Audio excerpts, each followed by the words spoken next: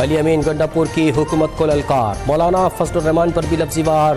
وزیر اعلیٰ خیبر پختونخوا کہتے ہیں کہ 5 اگست ڈیڈ لائن نہیں، اس دن نیا لائحہ عمل دیں گے، وقت آنے پر سیاسی مخالفین بھاگ جائیں گے، ہماری گزارش کو کمزوری نہ سمجھا جائے۔ JUI سربراہ پر تنقید کرتے ہوئے کہا کہ مولانا فضل الرحمان اسٹیبلشمنٹ سے ملے ہوئے ہیں، مولانا کو چیلنج ہے کہ وہ الیکشن میں میرے بھائی سے جیت کر دکھائیں، اگر مولانا جیت گئے تو ہمیشہ کے لیے سیاست چھوڑ دوں گا۔ علی امین نے دعویٰ کیا کہ بانی PTI ملک کے خاطر مذاکرات کے لیے تیار ہیں، لیکن مذاکرات صرف فیصلہ سازوں سے ہوں گے۔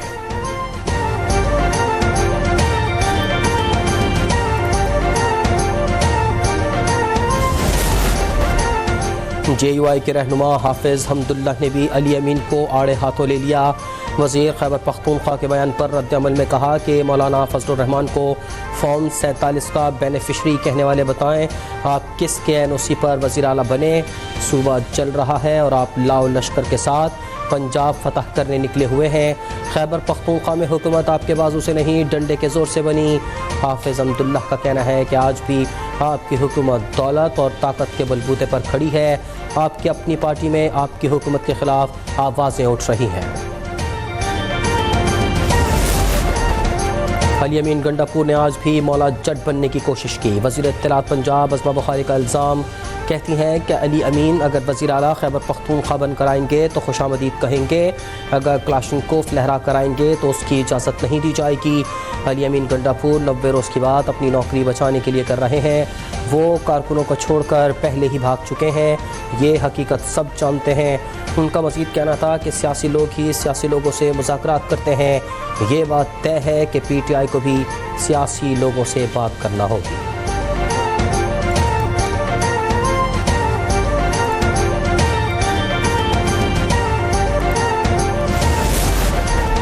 وفاقی وزیر انجینئر امیر مقام نے کہا ہے کہ مذاکرات کی نیت سے ہمیشہ بھاگ جانے والے پھر مذاکرات کی بات کر رہے ہیں۔ علی امین گنڈاپور خود بے اختیار ہیں، 90 روز کی تحریک کا شوشہ بانی PTI کی رہائی کے لیے نہیں، صوبائی حکومت کا اپنا اقتدار بچانے کے لیے ہے، جسے خود PTI کے اندر سے خطرہ ہے۔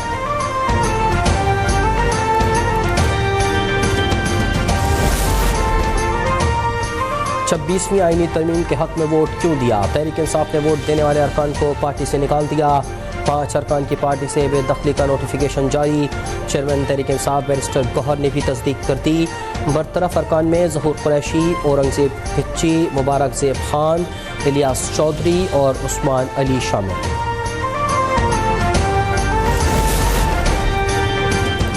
فرنٹیئر کانسٹیبلری کو ملک گیر فیڈرل فورس میں تبدیل کرنے کا فیصلہ۔ وفاقی کابینہ سے فرنٹیئر کانسٹیبلری ایکٹ 1915 میں ترامیم کی منظوری ہوگی۔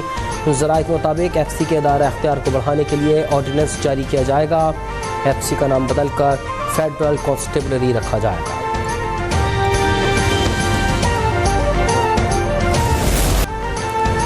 کشمیری آج دنیا بھر میں یوم شہدائے کشمیر منا رہے ہیں۔ 13 جولائی 1931 کو سری نگر کی سینٹرل جیل میں اذان کے احترام میں گولیوں کا سامنا کرنے والے 22 کشمیریوں کو شہید کر دیا گیا تھا۔ صدر آصف علی زرداری نے اپنے پیغام میں کہا کہ بھارت نے مقبوضہ کشمیر کو عسکری قید خانے میں تبدیل کر دیا۔ وزیر اعظم شہباز شریف کہتے ہیں کہ یہ دن کشمیر کے مسلمانوں کی استقامت، مزاحمت اور غیر متزلزل عزم کی یقین دہانی کرواتا ہے۔ بلاول نے کہا کہ خطے میں پائیدار امن تبھی ممکن ہے جب کشمیر کا مسئلہ کشمیری عوام کی امنگوں کے مطابق حل ہو۔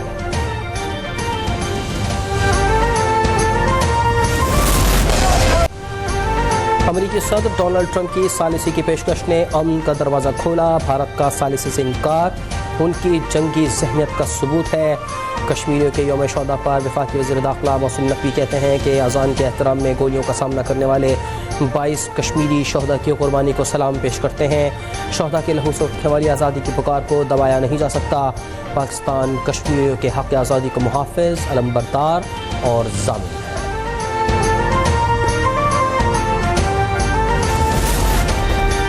13 جولائی 1931 کے 22 شہداء سمیت ہر کشمیری شہید کو سلام جو ظلم کے خلاف حق کی صدا بنے۔ وزیر اعلیٰ پنجاب کا یوم شہداء کشمیر پر پیغام، کشمیر کے شہداء نے 1931 میں ڈوگرا راج کو للکارا، آج بھارتی قابض فوج انہی مظالم کی داستان دہرا رہی ہے۔ کشمیر کے شہداء کی قربانیاں بتاتی ہیں زنجیریں کبھی حوصلے کو قید نہیں کر سکتیں۔ امریکی صدر ٹرمپ کا مسئلہ کشمیر کے حل پر حالیہ بیان حوصلہ افزا ہے۔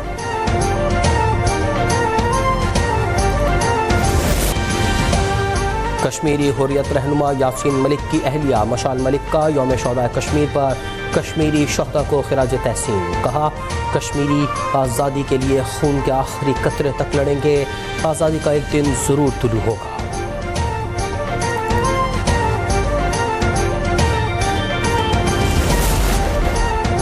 چینی کی برآمد سے صنعت نے اربوں روپے کمائے، اب انہی کے لیے درآمد کی اجازت کیوں؟ نواز شریف کے قریبی ساتھی فواد حسن فواد نے چینی کی درآمد پر نظر ثانی کا مطالبہ کر دیا۔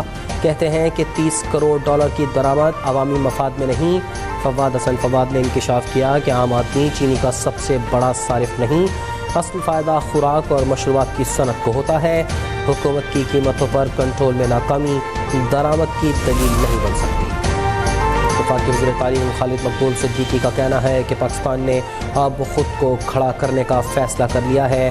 پاکستان کو سمجھ آ گیا ہے کہ کراچی ترقی کرے گا تو پاکستان ترقی کرے گا، کراچی سے ہی اسلام آباد جا سکتے ہیں۔ تعلیم کو ایمرجنسی بنائیں، جہالت کے خلاف جہاد کریں۔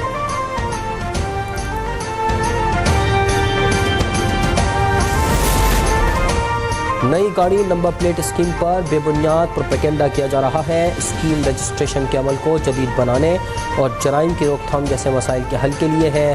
سینئر وزیر سندھ شرجیل انعام میمن کہتے ہیں کہ حکومت عوام کی حقیقی شکایات سننے کو تیار ہے۔ عوامی فلاح کے اقدامات پر سیاست ہرگز برداشت نہیں کی جائے گی۔ وفاقی حکومت سندھ کے سولر اور ونڈ پاور منصوبوں کی مخالفت بند کرے۔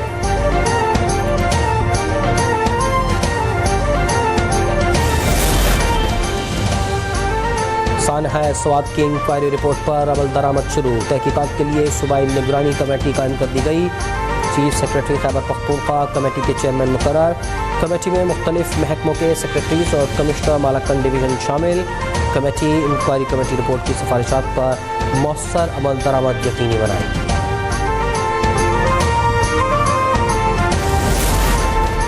نوشہرہ میں گھریلو تنازع پر داماد کی فائرنگ سے 4 سسرالی جاں بحق، ملزم اپنی بیوی کو منانے کے لیے سسرال گیا تھا۔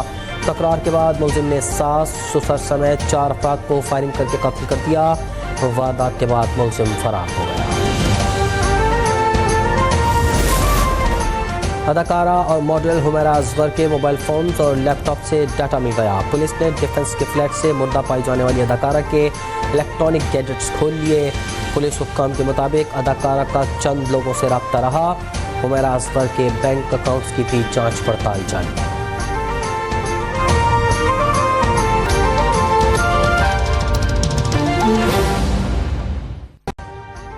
ابھی سبسکرائب کریں تاکہ کوئی خبر رہ نہ جائے۔